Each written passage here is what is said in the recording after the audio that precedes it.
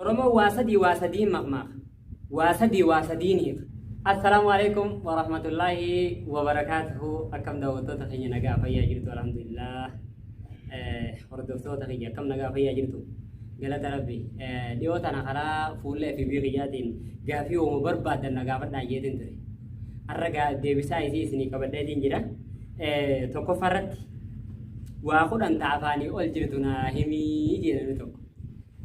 wanda kuranta afani ol jirtu funyaan ija lamaan adda gurra lamaan mataa ammallee akkasuma sagee yookaan surrii kana deebisa jeetiin abdadha. Gaafii lammaffaa waan biraatii miti guyyaa ijoolleen harree hiite san eenyu ogeessi kaameraa hedduu takka das nama jetti. Ogeessi kaameraa guyyaa sadii suni ana. Ogeessi kaameraa guyyaa sadii ana. Gaafii sadaffaa gaafiin tiyya intala takka nama 25tu eega. Lama waardiyaadha. Tokko ragaadha. 22 ni tumaa jaa. Akka yaada kiyyaatti wanti suni kubbaa miillaa tanamni 12 an taphatamu. Namni lama masmar daanyaadha tokko daanyaa wal qixa nama taphachiisu akkas jeetii yaadan garuu yoon qaxeellee naa deebisuu dandeessan. Hayyee gaafii afuraffaa Addis Ababaa jennee Finfinnee yoo jenne Naazireet jennee maal jennaa jedha. Naazireet jennee Adaamaa jenna. Shanaffaa kan osoo hin maraane hidhanii osoo hin duune awwaalan maalii? Bishingaa ta'uu danda'u. Akkana yaadu bishingaa yeroo agaadaa jedhin yeroo inni dhalee bishingaa walitti dhaltanii yeroo sana akka inni hin kufne kaasanii fidhanii yeroo tumanii ammas boollan naqan osoo inni jechuudha hin du'in awwaalamee jechuudha. Akkasana fakkaata. Gaafiin jaffaan wanni harkaan facaasanii ijaan guuran maalii barreeffama.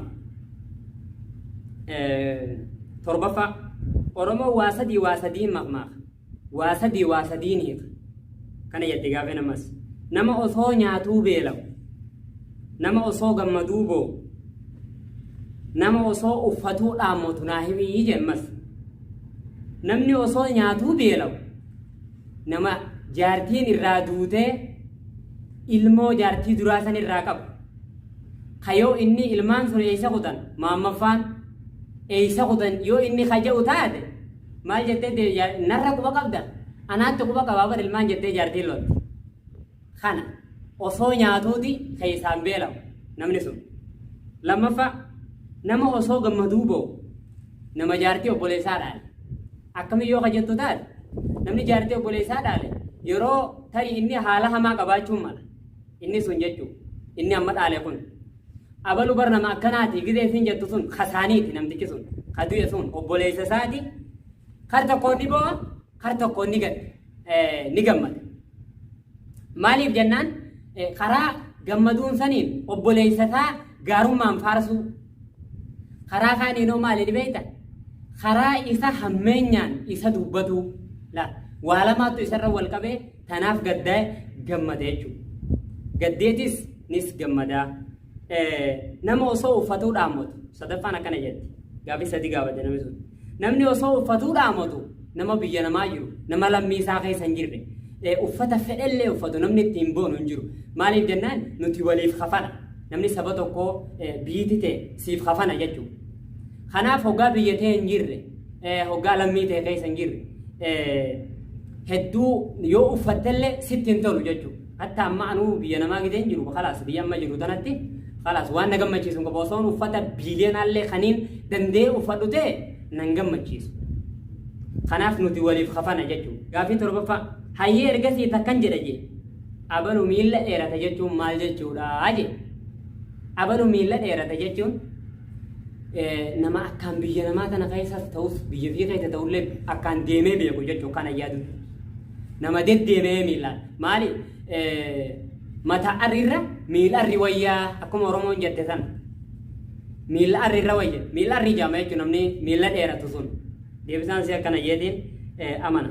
saddeettaffaa gaafiin xiyya tokkoffaan yeroo hedduu diin rabbii irratti hojjeta haa ta'u malee garuu maaltu gara yuutuubii si fide diin rabbii kun achitti barsiisuutu irra caalamoo jetti gaafiin tuni hanaa ta'isu isii ajandaa guddaan hin dhufaa jira waa'ee kanarratti jechuudha guyyaa tokko isumarratti bifa ajaa'ibaatiin viidiyoo hojjedheetu dhufa waan gara yuutuubiidhaan hafite inshaallah yoo rabbiin jedhe sirritti kan achitti ibsu ta'a isii kanumatti bira dabra lammaffaa yuutuubii kana irratti jabaadhu jedhee takkaa'u namni yaadaan ta'us qaamaan ta'us namni si gargaare jira ani wallaahi namni yaadaan na gargaare saayiboottanumarraa yoo jiraate malee namni halaalarraa waan gaariirra jirta waan akkanaa jiru hundi maraataadhaan nafite tarii nama dalagaa hin qabne fa'aa akkana na se'a aalama mara akkasumas illee osoo na qofallee hin se'in nama yuutuubirraa dhufee haasa'u kan tarii feesbuukallee haa ta'u ni maraatee jedhaniin kanarratti deebisaa quubsaa inshaallah yoo rabbi jee qopheesseetiin dhufa gaafii duraa saniin xiqqoolee dhiyaatti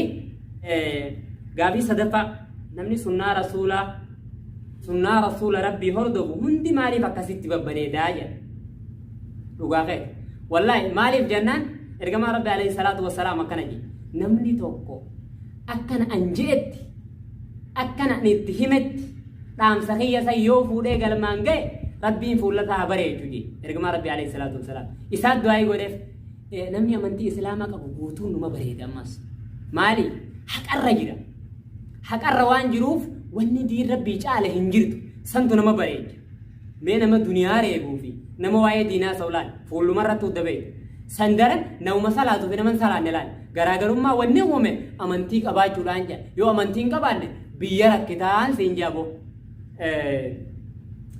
afraffaa ammas namni sun waan ofii abbaatu jabeeffataa hordoftoota yuutuubii keetii kana hagamta akka jaallataa jedhe wallaahi ani hagan jaalladha jedhee murteessullee hin qaboonneeti jedhana keessatti maaliif jaalladha isaanii qabuuf tokko islaama nama islaaman ta'inillee oromummaa waliin qabna maaliifuu jalqaba isaaniifin hojjechuu asirra dhufeti sagalee isaanii dhageessituuf hin dhufe isaaniif saniif na jaalatanii anis isaaniin boonuufin isaanillee na boonsan jeetiin asirra dhufe saniifin isaan jaaladha obbolummaa islaamaatiifin isaan jaaladha akkanan isiniin jaa gaafii ta'isan yoo kaniin kaxaa qabaadhu taate naasirree ta'a ammallee komantiis naa kaayaa yeroo hedduu yaada keessaniin isinirraa haajamaa bakkan kaxeetti isin duran na deebisaa yaada keessaniin ammallee yaada keessan hedduu yaada keessan barbaada akka isin dhuftanii na jajjabeessitan barbaadaa